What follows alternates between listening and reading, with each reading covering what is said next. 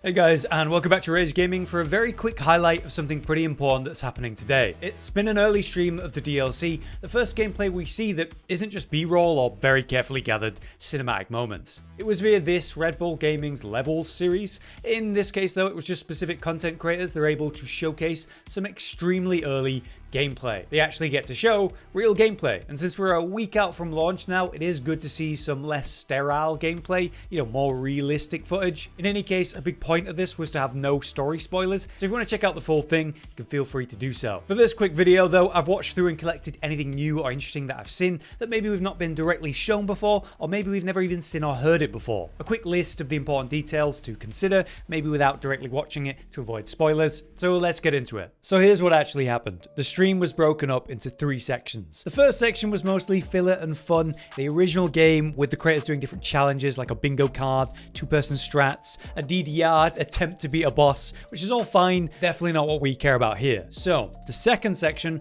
was with what I believe to be a Bandai Namco publisher. This representative had a brief, hilarious interview with the host in which he instantly told her on her first question he's going to tell her nothing new. It was incredible. But after that, we did get the representative playing the game live for about 20 minutes at first. This section showcased the very opening of the DLC. Here we have different outposts and locations, a ruins with hidden chests, or 2 factions fighting one another, a giant boss fight, which is one of those giant fire wickermen. The player would go to these different locations, show a little bit, like picking up an item like this talisman, which apparently has something to do with critical hits, but then not show it. The giant fire boss, for example, he went near it, talked about it, showed a couple of basic attacks where there's massive cones of fire, circles where it stomps, and you could jump over those attacks. It looks pretty incredible, but then they'd walk away. Clearly they're being very careful not to show or say anything too much, and it kind of resulted in them going up to stuff and then walking away most of the time. That was very different for the creators section where the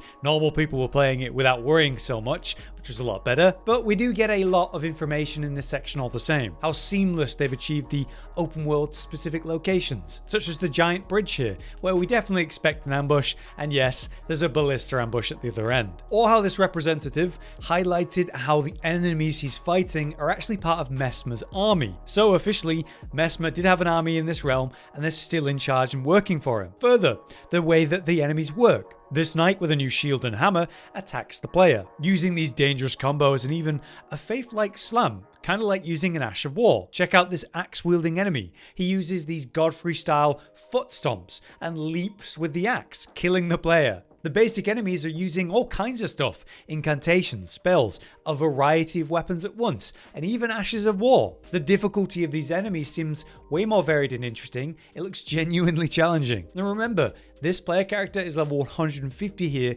fully upgraded weapons too. So we might need to progress even up to level 200 during this DLC. Also, we got to see a variety of weapon types. The player used a light greatsword and its combos. There was a new colossal sword, so like an original weapon type, but a new version of that. This one lights its own blade on fire with this fire thrust that has insane range as part of the Ash of War. We also saw the reverse grip swords, one weapon that is in fact 2, so you could use a shield with 1, but when you main hand them, you go into a power stance setup. This Ash blind spot will have you dash to the side, which might even be iframes by the way, with a follow-up side uppercut for some very nice damage. In general, we see a few areas, events that are occurring, and 3 different weapons to break down the details of. But then, after a brief delay, we see the first major boss of the DLC. This is the Divine Beast, a Crucible-style beast that is called the Dancing Lion. The player gave it 3 goes before being defeated, but we did see the second phase on the final attempt. At first, the lion is flipping around and dancing as per the name,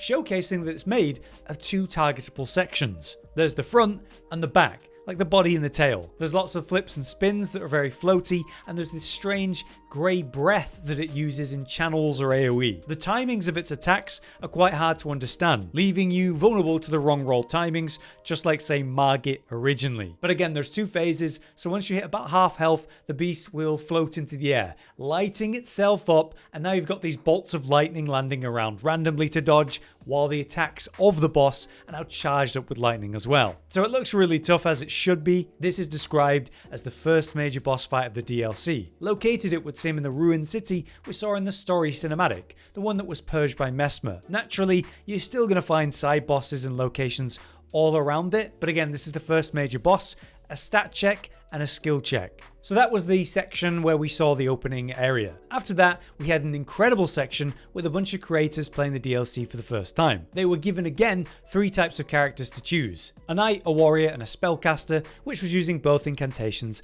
and spells. They were also given one of every new weapon type, the 8, and a bunch of original weapon types, but just new weapons to choose from in the DLC. So there's a lot to see there. They were playing in this frozen jail section with these horrible, meaty characters that hide in the jars you find. Speculation is that these are what the warrior jars truly look like, or maybe this is their creation process. The first warrior jar attempts, this is how it began. And they're no joke either. Ranged grab attacks that destroy you, a status build up ranged throw, a self-destruct in AoE, which I saw kill many players, which was very scary. But there were other enemy types down here too, like these ghostly pygmy that try to grab you and ambush you in groups. The jail itself would lead down not too long before you hit the bottom, where a boss is located. This is the curseblade Labirith, which was teased by the Elden Ring Twitter account in the lead up to this. Its unique mechanic is really interesting. It covers the room in shadow, making things very dark, but the result for the boss is that it's completely invisible. You can't even target it during that, which means you can't face it all the time, or you can't target it with your spells. That's a huge problem. The mechanic of that darkness was discussed to death during that section,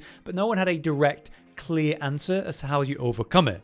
However, there was a theory after we saw a bunch of people try to beat it that it's kind of like a buff for the boss that eventually runs out if you survive long enough. But it seems you're able to expose it much sooner, seemingly by using light. So by having a torch in your hand or equipping your lantern, using the lights on the walls, that type of thing. The exact details are unclear, but it seemed the people that were using that would be able to target the boss a lot easier. In any case, the boss is hypermobile, attacking in fast combo from massive damage. Naturally, with an enemy like that, it means it's more squishy compared to other bosses, and also because it's wearing no armor or anything of that nature, its posture was quite low. Weapons that are able to stagger even a little bit were pretty key to defeating it based on the successful kills I saw. Interrupting it with faster attacks with weapons that have high enough stagger would lead to good kills. For example, the hand wraps, the martial art weapon. That was the most, easiest kill I saw. Fast attacks that stagger easy. One player was able to defeat the boss, ignoring the invis mechanic completely by trading, just attacking blindly with those fast staggering punches. But outside of that, I also saw some players make use of summons that really helped. It would expose where the boss was, even while fully invisible. The summons don't care, right? They're AI, so they never lose track of the boss, helping reveal where it really is. Also, taking the pressure off yourself with a fast enemy like that really helps, and then you can channel out some proper hits and stagger the boss properly. This player was able to use spells in AoE around the fight, chipping it out without ever really worrying about targeting directly. So you don't need to overcome the shadow mechanic to beat this one, though I'm sure it certainly helps. But that was the stream of the different sections. The challenge section, the Bandai guy playing the opening section of the DLC, and the creators playing in that frozen jail. In that, there was a lot to see and talk about. Many new incantations, spells, weapon types, or just new weapons from the new roster. But for this fast overview, that's what's in there if you want to go watch it yourself. But I'll be back soon with a proper breakdown of the details of the most interesting stuff we saw, so you can get all the big details in a smoother manner. I hope this was useful though without being too spoilery, but until next time, I've been Hollow, you've been you. Thank you for watching.